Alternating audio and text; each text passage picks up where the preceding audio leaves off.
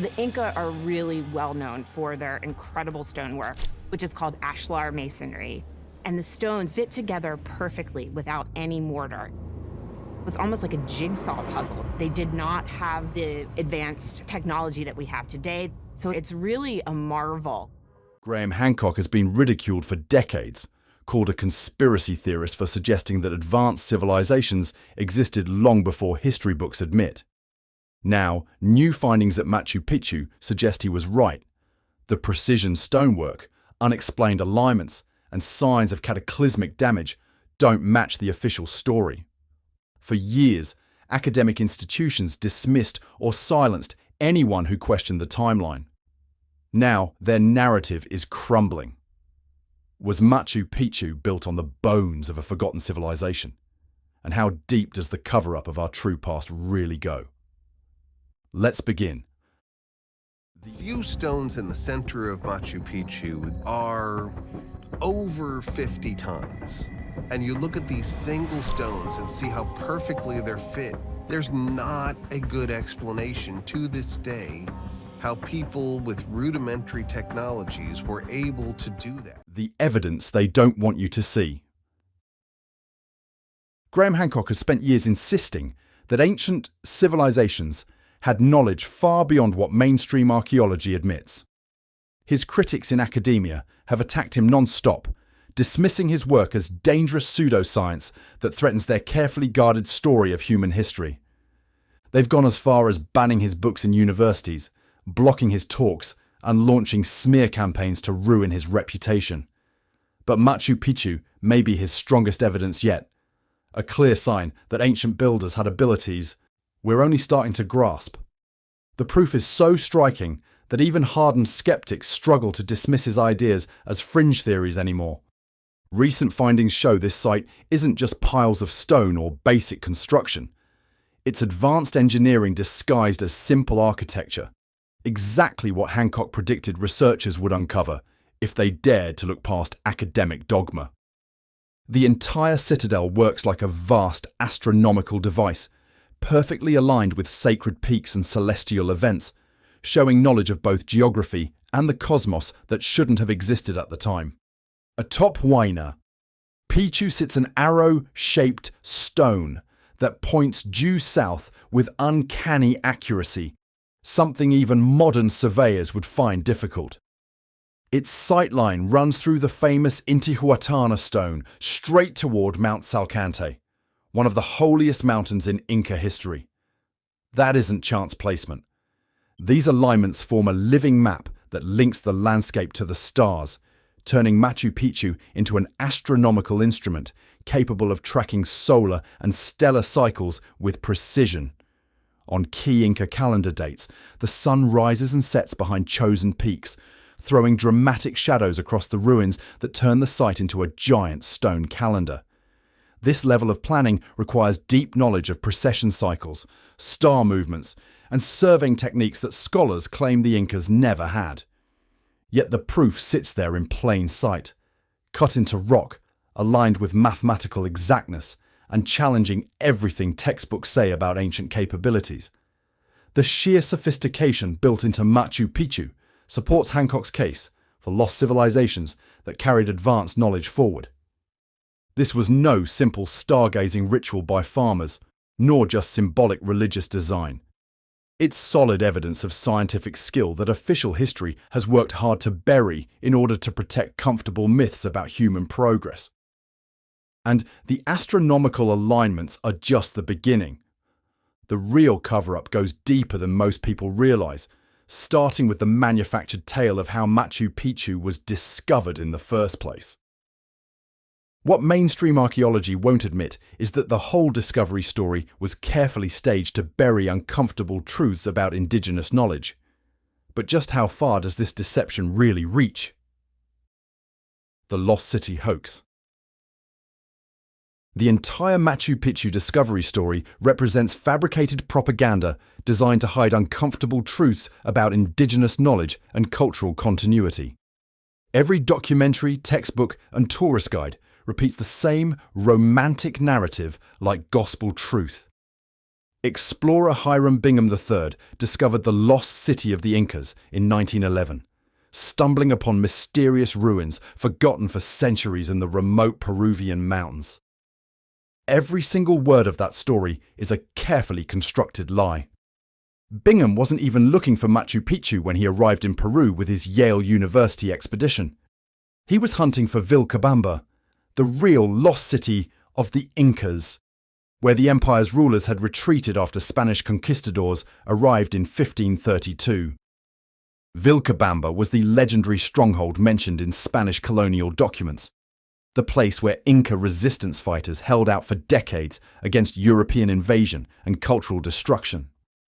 When Bingham finally reached Machu Picchu in July 1911, he encountered something that completely shattered the lost city mythology that academics would later promote. 3 families of Quechua farmers living among the ruins and actively working the land. Anacleto Alvarez, Richarte Alvarez, and Toribio Richarte had been cultivating crops on the ancient terraces for years, maintaining sophisticated agricultural systems that had never stopped functioning since Inca times. The site was never lost, abandoned, or forgotten.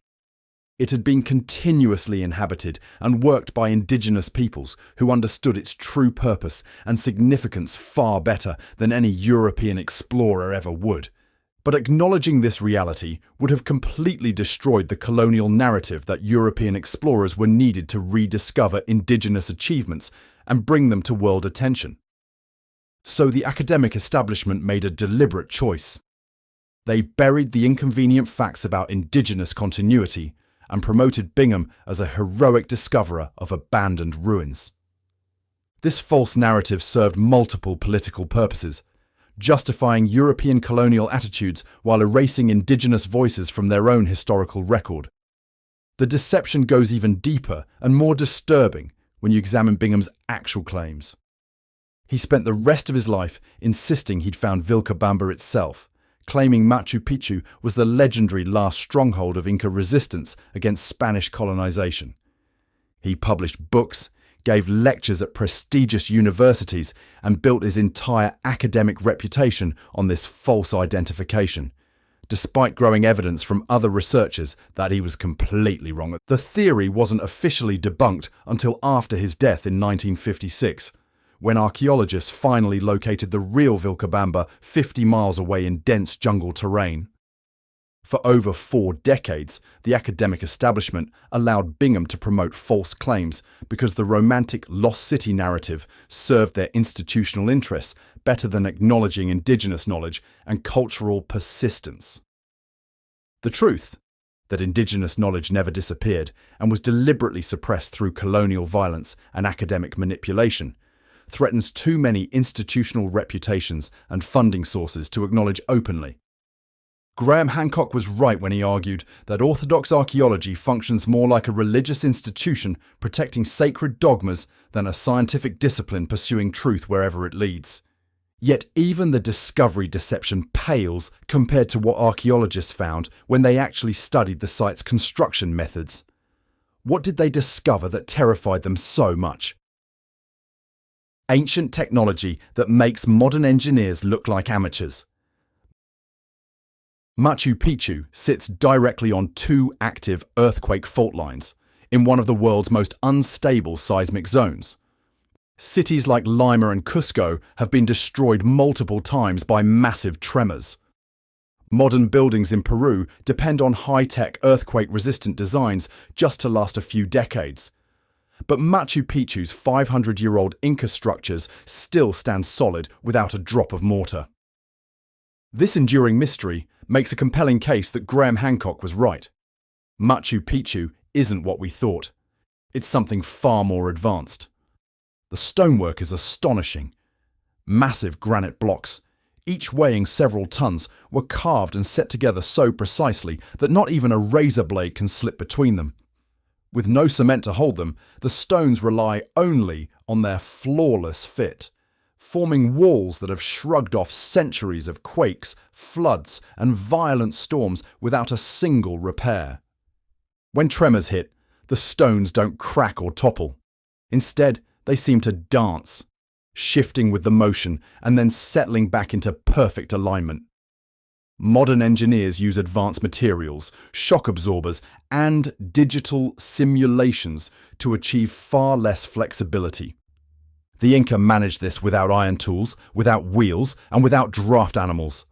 Somehow they hauled and positioned blocks with tolerances down to fractions of a millimeter, something modern technology still struggles to replicate. Engineer Kenneth Wright, who spent decades investigating Machu Picchu, found that the real brilliance lies underground. What tourists admire on the surface is only part of the story. Roughly 60% of the city is hidden below. Foundations, drainage channels, and retaining systems that reveal a mastery of engineering few could match even today. The builders didn't just work around the mountain ridge. They reshaped it completely. They carved terraces into steep cliffs to create stable building platforms. Beneath those terraces, foundations extend deep into bedrock. Sophisticated drainage systems channel away heavy rains, protecting against landslides during Peru's brutal wet seasons. The water network still works perfectly after half a millennium, gathering runoff from surrounding peaks, carrying it through stone gutters, and distributing it into fountains and reservoirs across the site. In all that time, it has never needed maintenance. This wasn't just construction, it was environmental engineering on a massive scale. The Inca turned a dangerous, unstable ridge into a permanent urban platform. Even with modern equipment and computer modeling, today's builders would struggle with such a project. Yet the Inca accomplished it using methods that archaeology continues to call primitive. This contradiction reinforces Graham Hancock's claim that ancient civilizations held knowledge far beyond what we credit them for. Machu Picchu's design reflects advanced understanding of geology, water management, and seismic forces, disciplines we consider modern. These weren't simple stonemasons working by trial and error. They were expert engineers who built a city that still outperforms our best efforts, proving once again that Graham Hancock was right. Machu Picchu isn't what we thought, a simple royal estate, but a monument to a lost scientific prowess. The Inca left behind achievements we can't fully explain, let alone reproduce. Hancock's warning feels justified. Maybe we've downplayed ancient brilliance to protect our own comfortable version of history. The enduring stones of Machu Picchu tell a very different story. But the engineering marvels visible to tourists represent just the tip of the iceberg. What is mainstream archaeology so desperate to hide? The secret spaces and hidden mysteries they're still covering up. Beyond the managed tourist routes that millions follow each year, lie discoveries that challenge everything mainstream archaeology teaches about pre-Columbian civilizations. A reality that forces us to admit Graham Hancock was right. Machu Picchu isn't what we thought. Hidden chambers and mysterious structures are rarely acknowledged, mentioned only in obscure papers almost no one reads. The Temple of the Moon is the most striking example. Carved into natural caves on the far side of Huayna Picchu, it showcases some of the finest Inca stonework ever created. Its precision surpasses even the walls in the central ruins.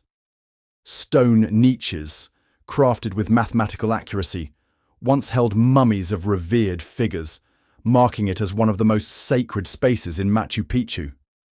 Yet the only way to reach it is by a dangerous trail winding along cliffs hundreds of feet above the valley. A dozen visitors may see it on a busy day. Authorities rarely mention its existence, keeping alive the illusion that tourists in the main plaza are experiencing the complete Machu Picchu. Just as revealing is what the site doesn't explain. Unlike most historic landmarks, there are no detailed signs about construction methods, astronomical alignments, or spiritual meaning. That knowledge exists, but it's tucked away in the Museo de Sitio Manuel Chavez Ballon. The museum holds displays on Machu Picchu's hydrology, engineering, and cosmic significance, yet it sits at the end of an unmarked dirt road, nearly invisible to tourists. The result is deliberate.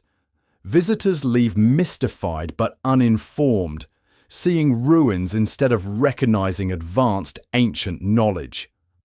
Side trails from the main route disappear into cloud forest, leading to terraces and structures long ignored by official studies. In this high-altitude climate, vegetation reclaims ground within years, hiding ruins just beyond the tourist boundaries. Only in 2011 were several terrace complexes reopened, proof that large portions remain concealed. Ground-penetrating radar has even revealed major foundations outside the tourist areas, yet authorities cite preservation to avoid excavation, effectively blocking evidence that could change everything we think we know. Even the way tourists arrive is controlled. The expensive train and bus route, costing over $150 per person, funnels visitors through selective views. Few know about the original hiking trail Hiram Bingham took in 1911, a free route offering a completely different perspective. This path reveals ecological zones, microclimates, and the way the Inca harmonized the city with its mountain environment. But because it offers insights that don't fit the curated narrative, it is rarely promoted. All of this makes one thing clear. Graham Hancock was right. Machu Picchu isn't what we thought. The ruins are not simply remnants of a lost empire frozen in time. They are fragments of knowledge and engineering deliberately hidden from public understanding. At Machu Picchu, suppression is not abstract. It is lived. Access is controlled, discoveries are withheld, and information is obscured. The curated story comforts academics, but the evidence in the stone points to something far greater. And as Hancock has long argued, the true story of ancient civilizations is far more advanced and far more unsettling than we've been told. But all of these hidden spaces and suppressed information pale compared to recent discoveries about the site's true purpose. So what did researchers discover that changes everything we thought we knew? Machu Picchu. Italian archaeoastronomer Giulio Magli has revealed a truth about Machu Picchu that challenges everything mainstream archaeology teaches. And in doing so, he makes a compelling case that Graham Hancock was right. Machu Picchu isn't what we thought it was. According to Magli, the site isn't just a city, fortress, or royal estate, as textbooks claim. It's something far more sophisticated. A consciousness-altering machine, deliberately engineered to connect human awareness with cosmic forces through what can only be described as advanced spiritual technology. Machu Picchu was the culmination of a carefully orchestrated pilgrimage from Cusco, mirroring the celestial journey of the first Inca from Lake Titicaca's sacred island of the sun. Every twist and turn of the trail, every steep ascent and architectural encounter was designed to create specific psychological and physiological effects on travelers. The Inca deliberately chose an impractical, visually dramatic route rather than a simpler path along the Urubamba River Valley, forcing pilgrims to experience extreme altitude variations, breathtaking landscapes, and precise encounters with sacred architecture. Modern neuroscience is only beginning to understand how such environmental and sensory stimuli can systematically alter brain chemistry and induce consciousness shifts. The Inca clearly understood this instinctively. The pilgrimage culminated at the Intihuatana stone, the high point of the ruins, where travelers symbolically completed both earthly and cosmic journeys. This granite outcrop, far more than mere decoration, functioned as a sophisticated instrument for solar tracking, seasonal observation, and consciousness anchoring. Its name translates as hitching post of the sun, yet its purpose went far deeper. It bound the individual's awareness to celestial cycles, a practice found in sacred traditions worldwide.